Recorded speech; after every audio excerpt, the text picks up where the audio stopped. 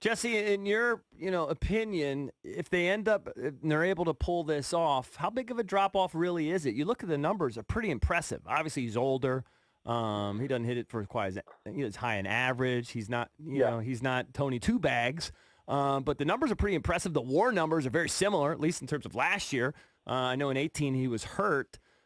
It's not. I mean, it hurts as a fan to lose Anthony. Everybody loves him, but it's not a fallback plan for the Nats.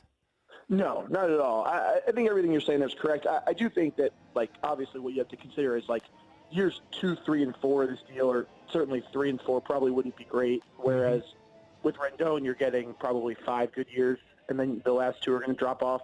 But, I mean, he's gonna age, eventually, and I don't know production up into the back of the contract, but, like, if you're looking at next year, yeah, I mean, that makes, he's going to be pretty good, and I think the Nationals right now, the reason why I kind of like Donaldson from the start, obviously a big deal for Rendon would have been, exciting and really good for the franchise, but I kind of like a guy on a 3 to 4 year deal because your window right now, I kind of call it the Scherzer, Strasburg, Corbin window, is basically through the end of Max's contract. As long as you have those 3 pitchers, that's when you're going to be at the height of your competitiveness. So maximizing that window and then sort of leaving yourself the opportunity to build after it, maybe clean the books after Scherzer's off the team or whatever it may be, I mean, that gives you a really good chance to go in a new direction. So signing a guy like Donaldson actually could be prudent in the fact that it gives you a lot of financial flexibility once this sort of quote-unquote window closes, you can start another one. So I actually don't really mind the 3 to 4 year deal. It's just a matter of if they can get it done. If they cannot, this offseason starts to look a lot different. All right, so far, so Rendon, he goes to the Angels. We're able to keep Strauss, obviously. They quietly re-signed Gomes, right? So that's fine. Yep. Kendrick's coming back.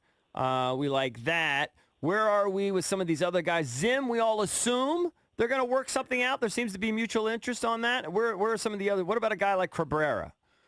Yeah, I can't take credit for this. It was Todd Dobbs for NBC Sports saying, world's worst negotiator, saying he will retire or play for the Nats. So right.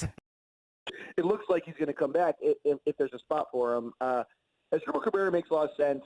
I just think as a switch hitter, multi-positional guy in the infield, building out that bench, the Nats still need that utility infielder. I don't really think Wilmer Difo will be on the opening day roster, even though he got a deal this November.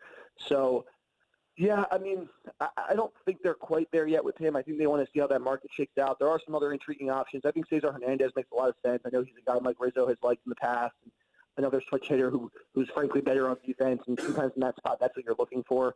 And then the one guy that comes up a lot is Daniel Hudson. Right. And he's critical, I think.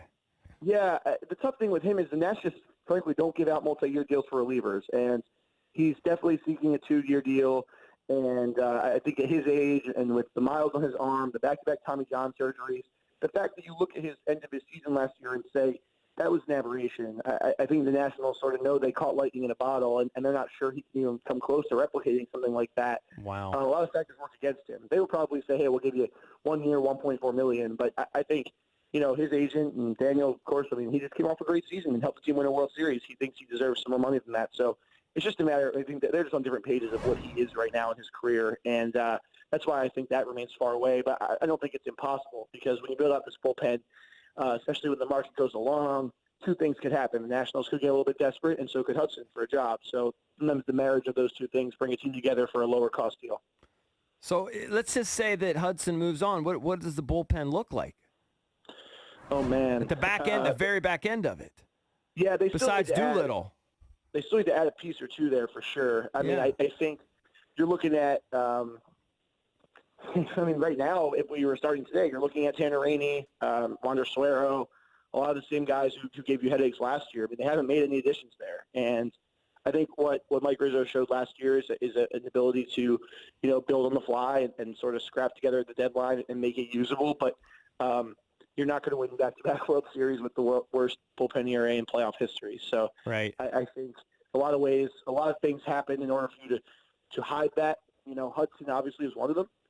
You need 6 pitchers to win. You needed every bit of those 6 pitchers. It wasn't just 5 and sort of Hudson. No, he was integral to that. But yeah, they need to add. And the thing is, the bullpen market's actually moved really fast. We saw a lot of guys come up the board early. I know the Nats were really interested in a guy like Drew Pomeranz, but he ends up getting 4 years from San Diego, and just they weren't going to spring for that. And that's a pretty mega deal for him. And it's a matter of, like, some teams really need bullpen help and get sort of quote-unquote desperate and throw money around, and the Nats weren't willing to do that. But then that kind of means the market can pass you by. You get left with a lot of scraps and smaller options. So certainly we'll have to get creative. They got a young guy from the Athletics that just sort of is a hard thrower but hasn't pitched in the majors yet. I mean, I think, again, they're going to see if they can sort of catch something here that no one else saw, but you're going to have to get something stable with Doolittle. I mean, that's for sure. What about the feel-good story? The guy that came back from like the third injury or whatever, was out for a couple years, Barrett? Yeah. What's up with him? Is he done? Aaron Barrett, like, he's on the 40-man roster.